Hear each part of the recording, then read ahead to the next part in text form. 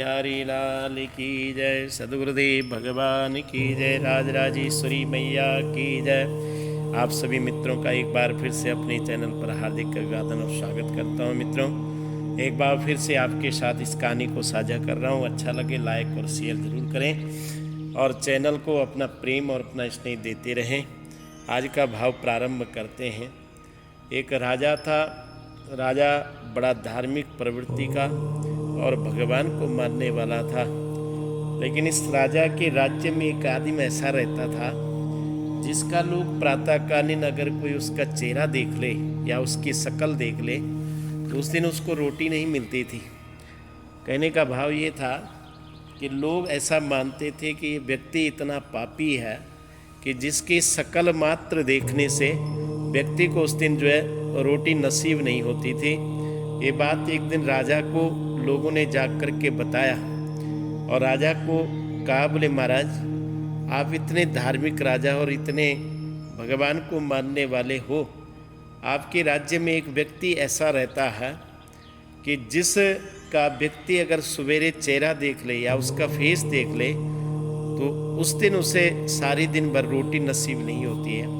राजा ने विचार किया कि ऐसा कैसे हो सकता, और राजा ने इस बात का परीक्षा लेने के लिए उन लोगों को कहा कि मैं देखना चाहता हूँ क्या वो व्यक्ति सचमुच इतना भाग्यहीन है कि उसका चेहरा देखने के बाद व्यक्ति को रोटी नसीब नहीं होती है। बोले, प्रातःकालीन मैं उसका चेहरा देखूंगा, अगर मुझे दिन भर रोटी नहीं मिली तो फिर समझ लेना तुम्हारी बात सत्य है।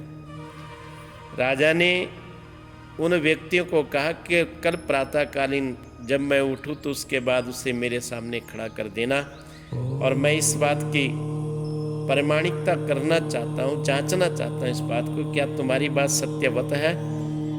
राजा के कहने के अनुसार उन लोगों ने ऐसा किया और राजा के उठने के समय से पहले उस व्यक्ति को राजमहल में लेकर के खड़ा कर दिया।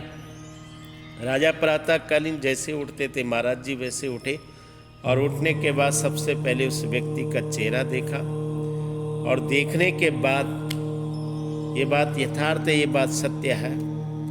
उस दिन सारे दिन राजा को रोटी नहीं मिली, राजा सारे दिन भर भूखा रहा, और राजा इस बात का निर्णय पक्का कर चुका कि ये बात सत्य है कि ये व्यक्ति बहुत ही ज़्यादा पापी है, कर्महीन है, जिस कारण से इसके शक्ल देखने के बाद लोगों को रोटी नसीब नहीं होती। जब मुझे नहीं हो सकती है तो शायद दूसरों को भी इसी प्रकार से होता होगा, दूसरों को भी ऐसे ही रोटी नहीं मिलती होगी।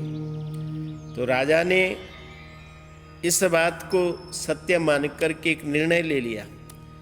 राजा कहता है, इस व्यक्ति को जीवित रहने का अधिकार ही नहीं है, ऐसे को मैं अपने राज्य में क्यों रखूं। इसलिए राजा ने उसकी सजा के लिए जो है फांसी की सजा देने का ऐलान कर दिया, और फांसी पर चढ़ाने के लिए उस व्यक्ति के लिए सोच लिया। अब राजा ने जब आदेश अपना ऐलान कर दिया, आदेश दे दिया, तो राजा के जो मंत्री थे, राजा के जो सेवक थे, उन्होंने व्यक्ति के लिए फांसी की तैयारी की, और तैयारी करने के बाद, क्योंकि आपने भी देखा होगा कि जिस व्यक्ति को फांसी देते हैं एक नियम होता, कानून का नियम होता है, ये राजाओं का भी नियम था कि उससे फांसी देने से पहले उसकी अंतिम इच्छा पूछी जाती है। राजा ने उस व्यक्ति को जब फांसी पर चढ़ाने का समय आया, बहुत गौर से इस कहानी को सुनना और इसको समझने का प्रयास करना। आज हम जीवन में सबसे बड़ी भूल यही करते हैं कि हम अपने आप को साफ मान लेते, अच्छा मान लेते, और दूसरे के कर्मों की गणना थोड़ा सा हम गलत निर्णय के द्वारा कर लेते हैं। राजा ने जब फांसी की तैयारी की तो उस व्यक्ति को फांसी पर चढ़ाने से पहले महाराज ने पूछा, मैं ये जानना चाहता हूँ कि फांसी देने से पहले अगर आपकी कोई अंतिम इच्छा हो तो आप उस इच्छा को प्रकट करें। उस व्यक्ति ने कहा, बोले महाराज आप राजा, मैं आपसे फांसी पर चढ़ने से पहले एक निर्णय चाहता हूँ और अपने साथ न्याय चाहता हूँ। महाराज सोच में पड़ गए, मैंने इस व्यक्ति के साथ कैसे अन्याय किया। बोले मैं आपके द्वारा ही अपने साथ जो हो रहा है उस अन्याय के पक्ष में न्याय का पक्ष चाहता हूँ। महाराज ने उसे आदेश किया कि मैंने तुम्हारे साथ अन्याय कैसे किया, आप इस बात को कहो। उसने अपना पक्ष रखना शुरू किया और महाराज से निवेदन किया, बोले महाराज आप ये बताओ कि मैं आज के पहले आपको कभी मिला, मैंने आज के पहले आपका कभी चेहरा देखा?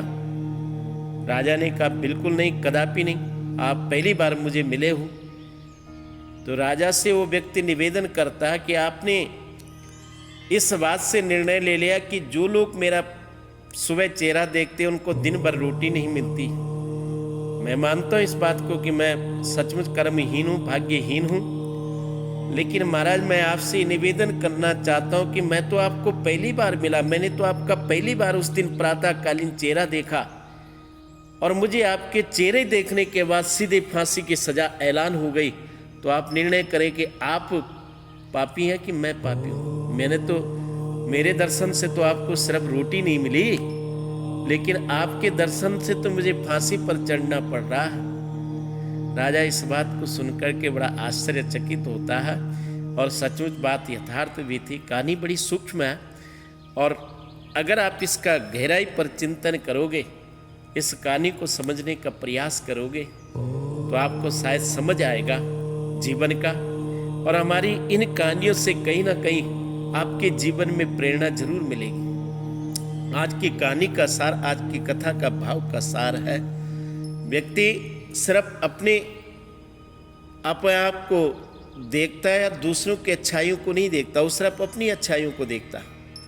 इसलिए कहीं ना कहीं अपने साथ साथ दूसरों के सद्गुणों को देखना भी जरूर चाहिए और उसका भी निरीक्षण करना चाहिए।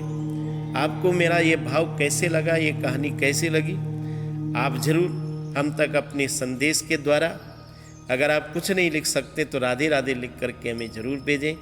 लाइक शेयर सब्सक्राइब जरूर करें। जय श्री कृष्ण, जय श्री राधे।